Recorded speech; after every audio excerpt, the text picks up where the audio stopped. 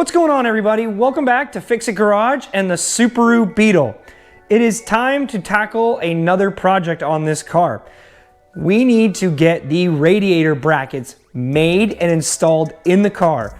We've been messing around with it long enough. We've cut the front end out so it'll kind of fit. It's time to get this thing installed for good.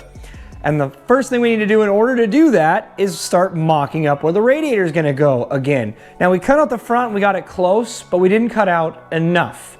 So before we can start mocking it up, we need to go ahead and cut out the front end some more. So let's start off by getting out that cutting wheel and the Sawzall and cutting apart the front of the car.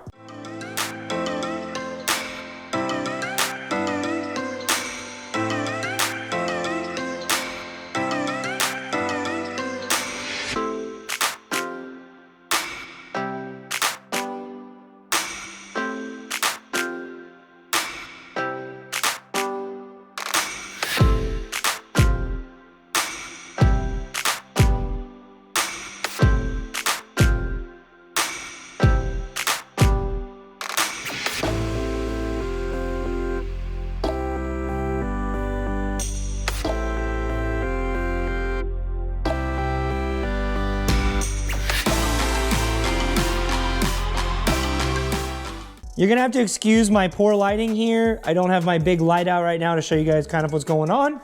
But as you can see, this hole here is now bigger. There's more space here for the radiator. The radiator actually sits here and there's plenty of room behind it for fans and radiator hoses. Speaking of radiator hoses, this has been cut out up to here. So the radiator hoses can run through here, and we're actually going to weld on something here to kind of cap this so you don't see it. It'll be filled in, painted to match. You'll notice it, but it won't be an obvious hole like this. I looked all around the car to find the best way to route the coolant lines and kind of what other people have done. And for me, this seems like the best option, running them through where the spare tire would go, because it keeps it clear of all these suspension parts, and it puts it back here, actually near where I have my fuel lines going through. I'm contemplating running the coolant lines through the car and then heat wrapping them and using like a stainless steel so they don't get as hot as, say, like an aluminum pipe. That will help with the coolant going to the front of the car. I haven't fully decided on that, but I need to at least get them to that point there, and then I can either go under the car or through the car or around the car. However, we're gonna end up routing them. The big thing is, though, is we got all of this cut out, and yes, we cut this pretty far up here on this, I guess you'd call it like a front support by where the sway bar goes. Didn't cut anything involving the sway bar. I might take some of steel and weld it back in right here, kind of making a plate for that, adding some strength back into the car, but don't quote me on that yet. We're figuring that out. But the big important thing is we've got this now cut out and we've got this space cut out. So now there is plenty of room for the radiator. Before we start cutting and welding any of the steel, we need to come up with a design plan for the radiator brackets. Now, there are many ways you could do it, but I'm going to be using CAD to design the radiator brackets.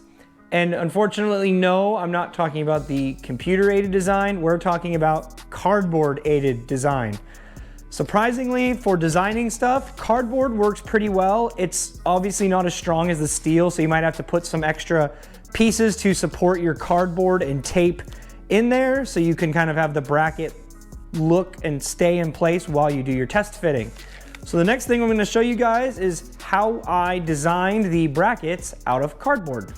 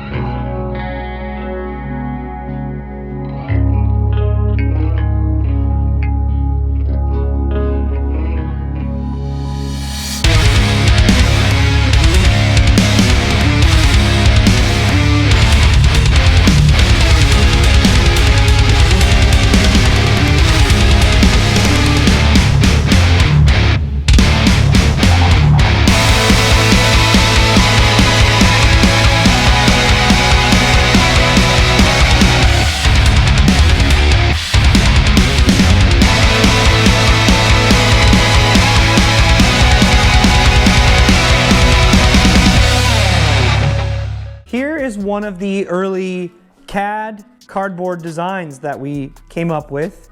It didn't end up making it the final cut. You guys, what you saw in the time lapse was the final products that I made. So the idea behind it is bolting the radiator to a L bracket of steel and then using something to tie it to the unibody of the Volkswagen. So the nice thing about using cardboard is I have a ton of it because of all the empty boxes that I have, and it's relatively cheap. Doing this costs less than me actually buying a CAD design program. It's not as fancy and it's not as precise, but this gives me the general idea of the design that I'm going to go with. I needed to make some changes to this to get the final design, which you guys just saw in the time lapse. The next logical step after doing this is we need to build it out of steel, which involves cutting, grinding, and welding. Two of those things I'm good at. I know how to cut metal and I know how to grind it and flap disc it and shape it with tools. I have never welded before. Never. I think I tried it once in high school and it was the old school style stick welding where you have a stick on a rod and you try to arc it and weld. Tried that, did terrible, gave up, and never tried again. That is all about to change today. A good friend of mine, Bob, is coming over. You may have seen him in the autocross videos. He drives the blue BRZ that I'm going to put on the screen for you right now.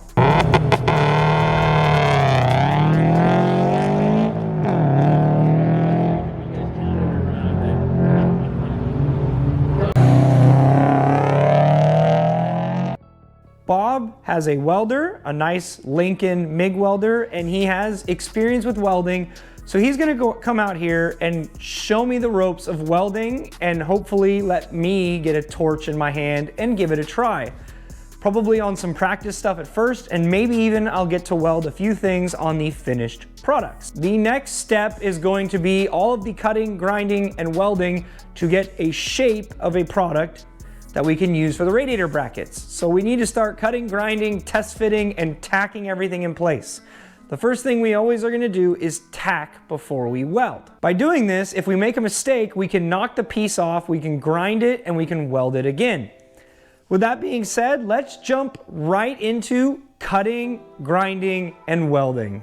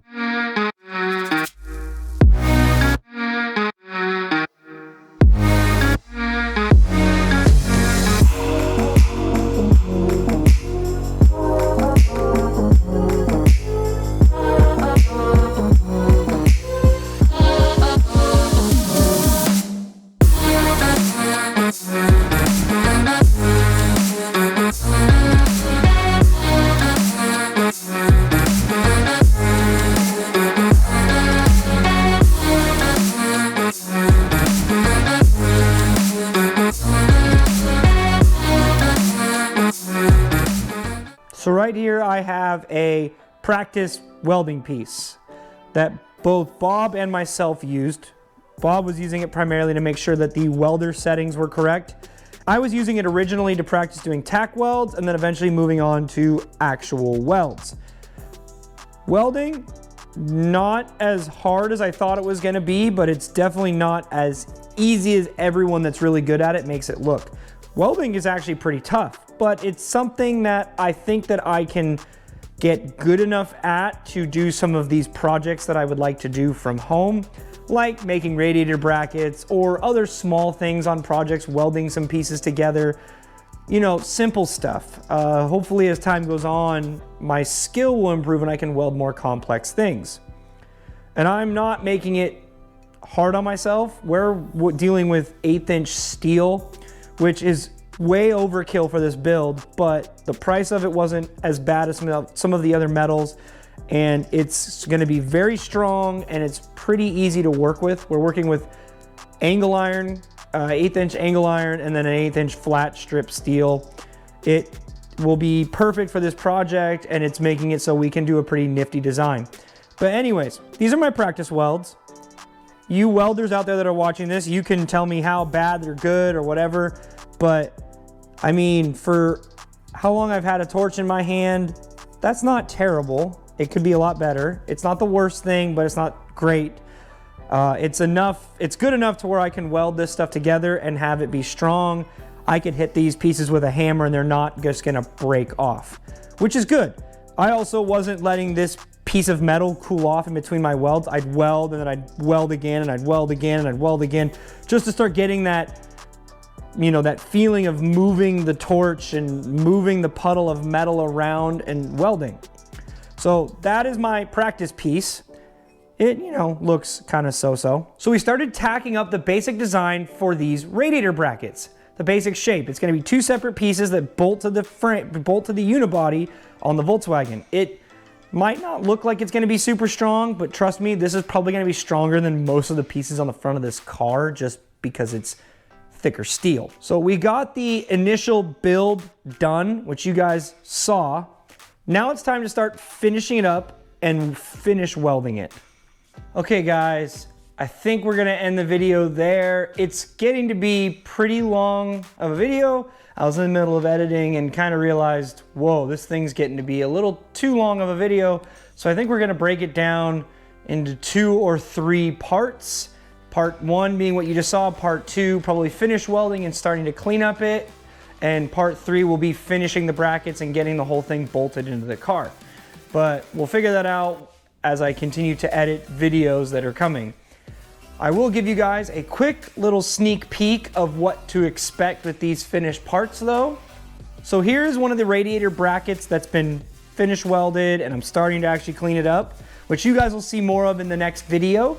That's all you guys get. I want to keep it a little sneak peek, so you guys have to stay tuned for next week to see how we get to that point, which you're not going to want to miss it. And then once they're fully cleaned up and painted, they're going to look even better when they're actually bolted into the car. It's going to look probably better than the front of this car looks, which isn't trying too hard. But that is going to do it for today, guys. Thank you to Bob for taking time out of his day to come out and help teach me tack welding and how to fabricate and do all this stuff. It's not easy, so I appreciate him coming out to give me a hand. You're gonna be seeing a little bit more of him for a little while we get this project done, and we're also gonna do something on his car as well. So stay tuned for that. But with that being said, guys, here's like we saw. Don't forget to smash that like button to support the channel and help out with that YouTube algorithm. Leave some comments down below, maybe what kind of welders you guys are using, how long have you been welding, and do you enjoy it? And what kind of stuff do you weld? Do you weld for a living? Do you do it for fun? Just let me know down below. And if you guys want to continue to see this project and anything else that I have planned, don't forget to click that subscribe button and ding the little notification bell so you get notified as soon as a new video goes live. With this project wrapping up and the next one going to be coming very soon, you're not going to want to miss anything that I have coming. This channel is just going to keep getting better. Better projects all the time. But with that being said, guys, I want to thank all of you guys for watching, and I'll see you guys in the next one.